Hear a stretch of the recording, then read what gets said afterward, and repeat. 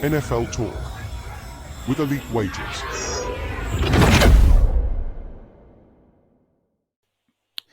Yo, welcome back. NFL Talk of Elite Wages.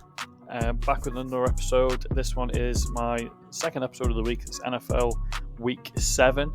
Obviously, we had Thursday Night Football a couple of days ago. We're not going to talk about that. We never do. We leave that for the recap.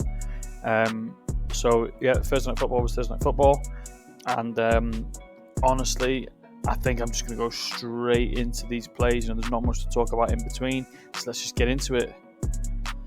Right, so we're going to start off in the Lions and Vikings game. I've got a really bad habit for betting on divisional matchups, and this one is one that I'm really, really excited for. I'm really looking forward to this. So I want to start this off by mentioning how big of a loss it is and how big of a loss it will be for the Lions not having Hutchinson, as well as having no Davenport as well. The Lions pass rush, can't get my words out, could struggle. I think they'll be motivated to do a solid job trying to affect Sam Darnold. I think certain players will step up and they'll get the job done either way. So the Lions defense, they've been mediocre to start the year. They've been okay. They've had good games, bad games. They sit in 7th currently for sacks per game, averaging 3 a game. And obviously losing their main man in the sack department is going to be a huge loss. But they've managed to win games with their defense playing at a mid-level anyway. They're bottom half of the league for opponents' total yardage per game, and they're fairly decent run defense too. So offensively is where they've been good. That's their bread and butter. Offensively, very, very good. It's becoming a standard for this team now, isn't it? So they've managed to score 20 plus points in 4 out of 5 games so far. They average a league high 30 points per game, and more recently they've got 37 points on average in the last 3 weeks. Big help was back-to-back 40-point scoring games against the Cowboys and the Seahawks. Jared Goff has been playing as good as anyone in the league right now, sitting 13th with 1,330 passing yards, despite only playing 5 games. A lot of the other quarterbacks played 6. While talking about this offense, it's hard not to talk about the running back duo Montgomery and Gibbs. Combined, they have rushed for 599 yards, just 3 yards separate the two of them, and they've combined for 10 total touchdowns for the Lions. They've proven time and time again that they cannot be stopped, and coincidentally, these two running backs have helped the Lions have a top 5 run game. As for the Vikings, they remain unbeaten on the year after a solid win in London against the Jets. Coming off a bye week as well, that means they get some little bit of extra rest. That could also mean it halts their momentum, which is what I'm expecting. No one expected this offense to pop off the way it has. They've scored 20 plus in all 5 games, averaging a top 6, 27 points per game. So it's 3 less than the Lions. As well as being a top offense, their defense has been playing really well too. They average only 15 points allowed to start the year, and they've only allowed one team to score over 20 points. Now this one is a little bit key in my opinion. So that team that scored over 20 points was the Green Bay Packers, and they scored 29. I view the Packers very similarly to the Lions. Pre-season, I had the Packers and Lions to be 2 playoff teams and top 2 teams in the NFC North. So while the Packers scored 29 on the Vikings, I believe the Lions can score that and possibly more. The Vikings nearly blew a heavy lead to the Packers as well, and I fear if the Vikings give the Lions any sort of chance in this game, the Lions won't hesitate to capitalise on that opportunity. Prior to the season, I doubt many people had the Vikings as an unbeaten team through 6 weeks. I doubt many people even had the Vikings as the favourites against the Lions this week. I'll admit they have shocked a lot of people, myself being one of those people. But they've played some really good football so far to start the year, but it's only a matter of time before a good, solid team brings them back down to earth. I believe that is going to be Detroit, and I believe the time is now. This weekend, Detroit Lions. Even if this banged up Detroit team doesn't get the win, I believe they will pass this team total line of 23.5. So I'm going to go 1 unit Lions, team total over 23.5 at odds of 1.86. And then piggybacking off that a little bit, we're going to go with the opposite. Well, we're going to go with the same division, NFC North. We're going to go with in my opinion, the other title contenders. That's going to be the Packers game and the Texans. Now, this is going to be a long one, so you're going to have to bear with me on this one, but I promise you it's worth it with the amount of information I'm about to give. This game is probably the most interesting game this weekend. The 4-2 Packers hosting the 5-1 Texans at Lambeau Field. Both teams have looked very impressive to start the season, and both teams have looked to have continued from last season's success. The Packers are proving to the league that they are a dominant force on offense, scoring 29 or more in 4 out of 6 and averaging an 8th best 27 points per game. In their last 2 losses, they put up 29 points in both those games and kept both games close, losing by 1 score. The Packers' defense has been a fairly solid unit, and the Packers' pass rush hasn't yet been successful, but their secondary has been one of the best in the league. They actually lead the league with 12 takeaways per game, which has helped them to hold teams to just 20 points per game on average, which puts them inside the top 10 at 9th. As for the Texans, they have also continued on from last season's success. They've scored points, grinding out wins. Their only loss comes to the unbeaten Minnesota Vikings, but aside from that, they have scored 20 plus points in 4 out of 5 wins. They are averaging 23 points per game, and they average 27 points per game in their wins as well. So if you take out that loss to the Vikings, they're averaging 27 points per game. Just like the Packers, their defense also been a solid unit to start the year, allowing teams 22 points per game. I expect this to be a closely fought out game, and although I'm a Packers fan, I can't confidently say the Packers will win this game. But I do, however, think both teams and both quarterbacks in particular are going to be able to make tremendous plays in this game to keep their teams competitive. Initially, I was looking towards taking the over. I think it's 47-ish. But I think I found a better play at better odds. And as I said, I expect the game to be a tight contest, a back and forth game, a potential shootout between Love and CJ Stroud. And with this in mind, I'm hoping that both passing games will look strong. I think it's common knowledge now that Jordan Love has proven to a lot of people he can pass the ball, particularly into the end zone. He's second in the league for most touchdown passes with 12, and you have to note he's missed 2 games as well. So in 4 games, he's averaging 3 touchdowns per game. But Love, he's had 2 or more touchdowns in each of his last 10 matchups, 10 games.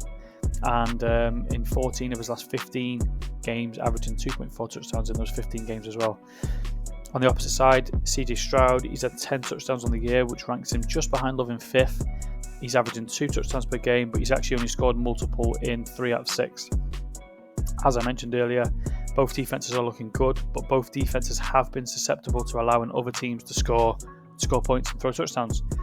Houston allow an average of 2 passing touchdowns per game, which they have allowed Drake May 3, Trevor Lawrence 2, Sam Darnold 4, and Anthony Richardson 2 as well, all of which I believe to be ranked below Jordan Love in the quarterback rankings. As for the Packers, they are allowing opponents to throw for 1.7 passing touchdowns on average per game, and they have allowed only 3 quarterbacks to throw for 2 or more this season.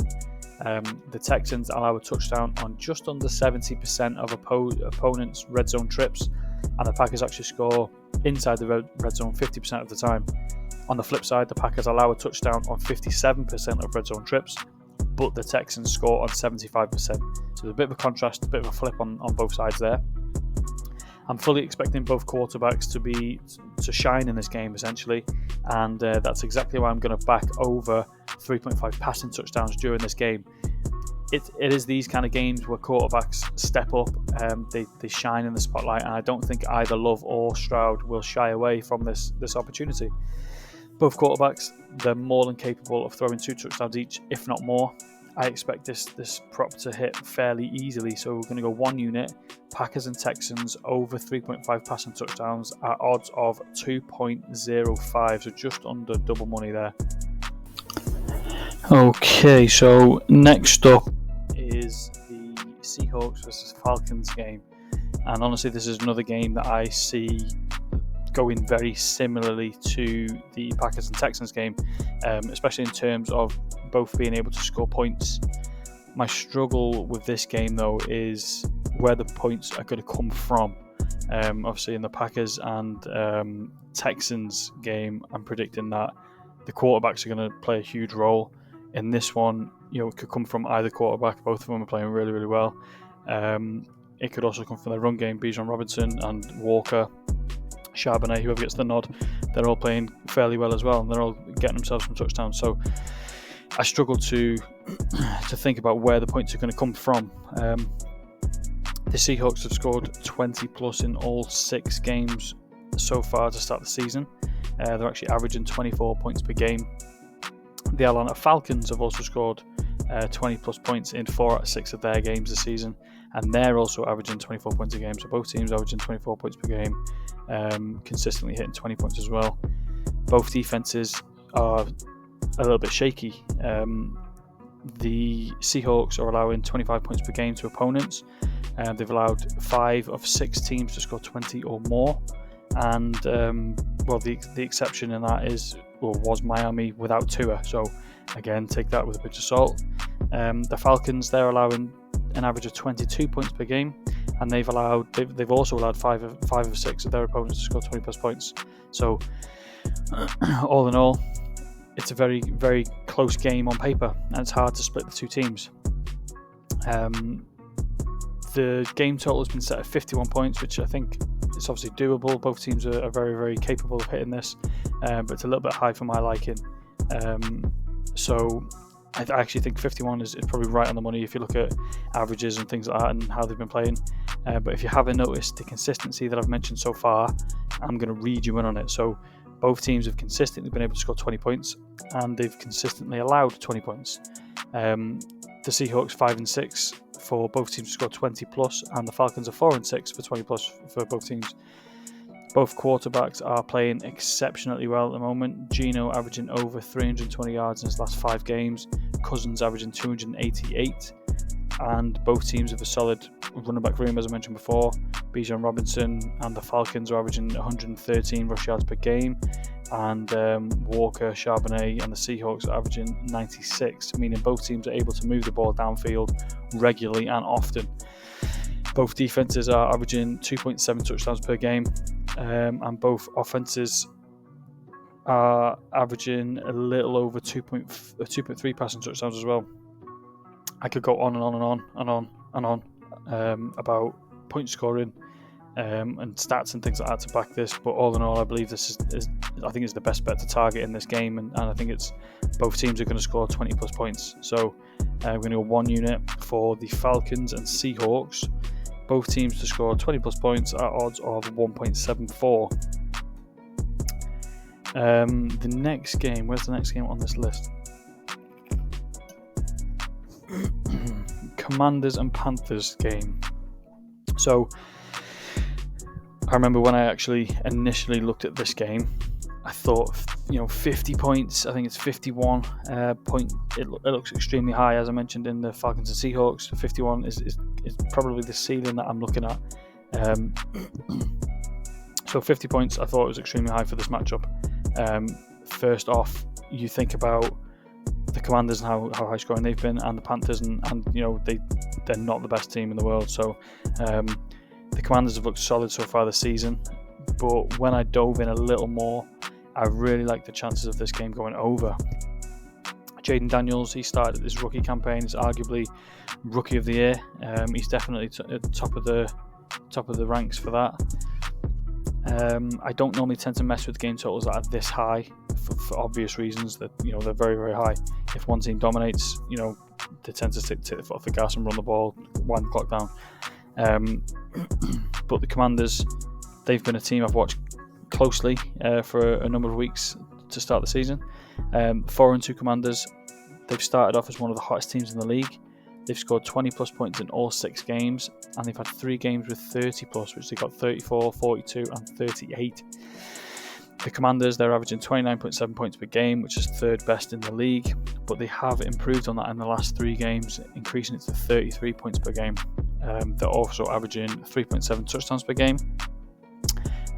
It's essentially their offense that has been winning them games, but the defense has done okay so far too.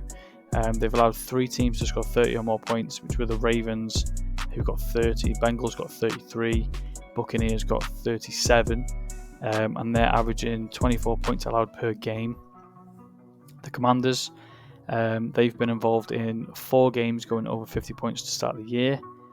Obviously the Panthers aren't anywhere near the level of offense that the Ravens, Bengals, or even the Bucs are, but the Panthers have been showing that there are ways to break down this Commanders team and score.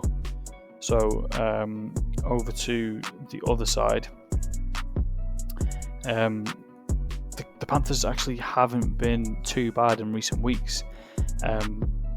Andy Dalton took over in week 3, and since he took over, their offense has been a lot more productive. They've scored 20 plus points in 3 or 4 games. 3 or 4 games with Dalton. They're averaging 19 points per game, and obviously that number is deflated due to a 10-point outing against the Bears as well, to keep that in mind. Their offense has looked very, very improved under Andy Dalton. The defense has also looked the opposite. They've looked continuously terrible. They've allowed 4 teams 30 or more points, averaging 33 points allowed per game. And obviously the Commanders would be looking at this, licking their lips. They would have seen the film. They'll be liking their chances in this game. The Panthers have played in 4 games that have gone over the total of 50, and they've scored their fair share in those games too. So I believe the Commanders can score 30 plus. I also do believe the Panthers can score 20 plus on the Commanders. So I'm gonna roll with the Commanders and the Panthers over 51 at 1.85. Next game, I actually really, really like this one. I've looked at this game probably from the beginning of the week, changed my mind numerous times, and this is the one solid play that I've consistently come back to, and it's the one that I'm probably liking as one of my favourites on this card. It's in the Eagles and Giants game, another divisional game. I mentioned before I like to take divisional games for some reason. I've got the Packers, the Lions and the Vikings, and now I've got an NFC East matchup in the Eagles and the Giants. So at first I actually had this game penciled in as a potential Giants team total under, but as I looked into the game more and more, I changed my mind more and more, and I realised this game, it could actually end up fairly close. And in all honesty, both teams are that unpredictable that they could implode, and a mass amount of points could be scored for either team. So although it's highly unlikely, I do think this game will end fairly close. So a key part to the Eagles' offense so far to start the season has been their running game. Philadelphia sitting 6th for most rushing yards per game this season, and that is led by former New York Giants Saquon Barkley. Saquon has certainly seen his numbers improve from his years at New York, and that's obviously understandable because he's now running behind one of the best O-lines in the NFL. Saquon sits in 4th for most rushing yards in the league with 482 in 5 starts. On average, he's rushing 18 times per game, 96 yards per game and a touchdown per game. And his average yards per carry is 5.3, so he's very productive this year so far. He's getting those high numbers, that high volume, and obviously there's no doubt in this game that the Giants would be keen to slow him down. The Giants have actually done fairly well against the run so far this season anyway, so they've averaged 84 yards per game to the running back position, but it has to be said, over the last 4 weeks the Giants have actually faced 4 teams that rushed the least in the league. In weeks 1 and 2 they faced the Commanders, who rushed 7th most, and the Vikings, who rushed 13th most. They allowed Brian Robertson from the Commanders 133 yards and Aaron Jones of the Vikings 94 yards. So when they've played a high volume rush team, they've actually been burnt a little bit. So as I said, the Eagles are one of the top running teams in the league so far. The Barkley rushing yard line for this game is 83.5, which is 10 yards lower than his average, but it's right on the money for the Giants' average yards allowed. But again, the Giants have faced, when they've faced a team that rush a lot, like the Vikings and Washington, they've struggled, and the Eagles rush more than both of those two teams. And obviously Saquon Barkley is a force to be reckoned with, especially in this game. He'll have that added motivation. It's his first game facing his former team. He's surely going to want to show them what they're missing and what they could have had if they extended. With me predicting this game to stay fairly close, the run game for the Eagles should be used a lot in this game. I don't see this game going towards the Giants, where the Eagles will be trying to crawl their way back into the game. I believe the Eagles will be able to command it from the beginning. and even if it is back and forth, the run game will still be an option for them anyway. So I'm going to go for 1 unit on Saquon Barkley over 83.5 rushing yards at 1.9. So with that being a play on Saquon Barkley, that's going to tie us in nicely with my fantasy football selection. So let's get into my fantasy football selection now. Fantasy football. Okay, so those of you that are regulars in listening to this, you will know that I've partnered with a fantasy app called Fantasy Game Day app, and that's available to all UK players. And in that app, I've been given my own promotion code, and the promotion code is ELITE, ELITE. And if you use this on sign up, you'll get a free entry on your next weekly play. So don't forget to use that when you sign up.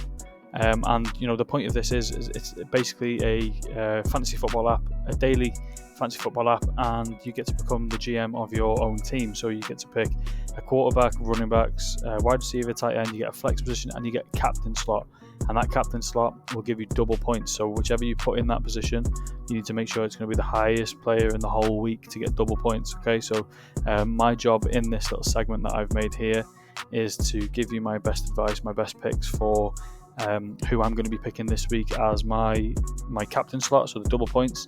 And I'm also going to give a value pick, and the value pick, I like to pick a player who's he's low in price, but he has the potential upside of scoring a lot of points, and especially points that not many other people are going to have.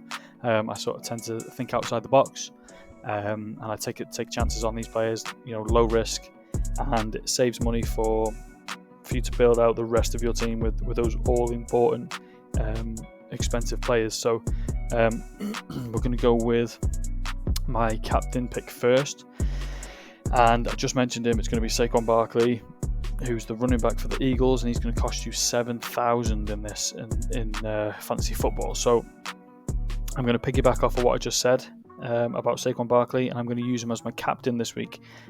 This is an ideal game for Barkley, and with these two teams potentially playing out a close game, Barkley's usage should remain high throughout the course of the game. Let's not forget, he can also be a solid contributor in the pass game. He's averaging 2 receptions per game, and just under 20 yards through the air. He hasn't been utilised too much, but he is a dual threat running back. He's averaging 21 fantasy points per game so far, and I'm actually hoping for a big game. Obviously, I'm on Barkley's rushing yards anyway, so I'm hoping he sort of sails over 84 rushing yards to cash that. But I'm also hoping he gets 84 plus rushing yards in this as well to get me a lot of points. So I'm actually going to predict he goes for 100 scrimmage yards and he bags a touchdown. That should hopefully account for around 40 points from our captain this week. And I'm going to go into my value pick, and normally I tend to go for a tight end. I'm actually going for a wide receiver this week, so it's a nice change up to have a wide receiver as my value pick. And we're going to go in the Lions and Vikings game, and we're going to go for a Lions wide receiver, and he's going to cost you 2,400, and his name is Tim Patrick. So for this week's value selection, I'm going to take a little bit of a punt on a guy who's turned up in the last few weeks, and obviously that's Tim Patrick. His usage has been very limited to start the year. He's averaging only 2 receptions per game, along with 35 yards per game. But he's actually only had really two really good games, and that was the last two, the latest two, where he had 2 receptions for 82 yards and 3 receptions for 68 yards. In those last 2 games, he has been the deep threat.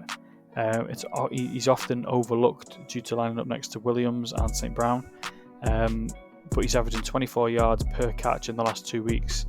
This week they're facing the Vikings, who are allowing the second most yards to a wide receiver, and they average 209.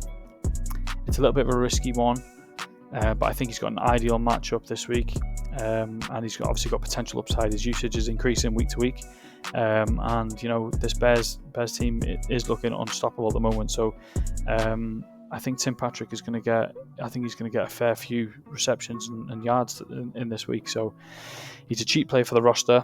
He's going to get you around 10 points, and maybe more if he takes one of those deep balls into the end zone. So don't forget to use my promotion code on sign up. The code is ELITE, ELITE, and again that'll get you a free entry after your first paid entry. So don't miss out on that. That is on Fantasy Game Day app. But again, the selections that I've suggested here can be used for any sort of DFS fantasy football app that you are using. So don't be afraid to use these in your particular your favoured app.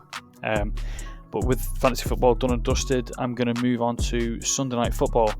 Sunday Night Football. Okay, so Sunday Night Football this week will feature the New York Jets and the Pittsburgh Steelers. The New York Jets, they've now lost 3 games on the bounce. In their losses against Denver and Minnesota, Rodgers didn't look himself. He had no touchdowns against Denver, 3 interceptions against Vikings, and that just isn't like him at all. We all know how good Aaron Rodgers is normally. He rarely throws multiple interceptions in a game. Last week, Rodgers looked a little bit better, despite losing a close contest to the Bills. This week is going to be a huge and tough test for this Jets team as a whole, but especially for their offense. The Steelers are ranked as one of the best defenses in the league. They sit in second for points per game allowed with just 14.3 on average. It's actually a shame the Steelers have a mediocre offense too, because this defense could really set them up to be a good contending team. But as for the Jets, we'll start off with the Jets. So the Jets, they've got a top defense themselves. They sit a little bit further back, averaging 18 points per game allowed, but their offense has let them down recently. So they're averaging just over 18 points on offense. They come into the game as slight favourites, and it's virtually a pick-em. There are a few things to add to this game before I get into my pick in this contest. So firstly, the Jets will be feeling extremely confident on offense with the addition of Tay Adams. If all goes well, he's expected to play on Sunday Night Football, which I think he is trending that way. Tay alone will elevate this offense, and I expect them to start becoming a playoff team that everyone expected them to be preseason. And it sounds crazy me saying this just for one player joining the team, but I do genuinely believe that Devontae Adams will elevate this team, and they'll step up on offense to suit. The Steelers, they've made a really, in my opinion, a really shocking choice to bench Justin Fields. Russ Wilson he is looking like he's going to get the start, just get first team reps in practice this week, and honestly I just don't understand it. In my opinion, it's not the correct thing to do. Justin Fields has done a really good job leading this team to a 4-2 record. Their offense isn't anywhere near the top of the league. The defense has kept them in games, but I feel sort of any disruption with the offense could be quite drastic. I don't believe Wilson gives them anything extra than Justin Fields. So for that reason, I do actually lean towards the Jets money line in this game. But I'm not fully confident, so that's why I'm not playing this. But I am going to be rolling with a player prop on Sunday Night Football. And in Aaron Rodgers' last 4 games, he's thrown for over 225 in all 4. And obviously, Aaron Rodgers looking more confident and more like himself in the last game. I feel confident that Rodgers can bring his whole team together. His tight ends, his wide receivers, his running backs, he can bring them all together, and they can have a successful time. Breece Hall is a guy I've backed a few times and failed with, but I'm going to go back to him this week. Breece Hall is a very, very good dual threat running back. He hasn't been consistently used, and he hasn't been able to reach his full potential yet this season. Aaron Rodgers back spreading the ball around. The Steelers defense undoubtedly is going to be able to put pressure on Aaron Rodgers. I think Breece Hall he's going to be Aaron's best friend on Sunday, and he's going to be there for those little check down passes. He can make some plays out of the backfield in the passing game. He can run a few little routes. So I think he's going to help Aaron and get him out of a lot of trouble this week, especially with TJ Watt running straight towards him. Breece Hall, he's surpassed 25 receiving yards in 4 out of 6 games this season. He's actually averaging 34 per game. The Steelers also averaged 35 yards receiving yards to a running back position. They allowed Mattison 32, Dowdle 27, Williams 48, and Bijan Robinson all to receive 25 yards or more from their running back positions. So I actually feel quite confident in this one, and I'm going to confidently back Breece Hall to receive 25 or more yards. We're going to go one unit, Breece Hall over 24.5 receiving yards at 1.9. So from Sunday Night Football, we move on to Monday Night Football. Monday Night Football.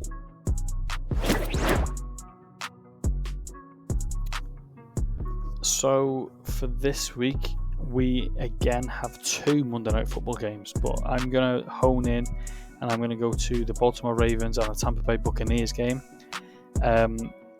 This is the game I prefer out of the two matchups, the other matchup being the Arizona Cardinals and the Los Angeles Chargers. And to be honest, there isn't really much to say about this one that I'm going to pick today. So I'm pretty sure anyone that hears the Ravens automatically thinks of Lamar Jackson and Derrick Henry.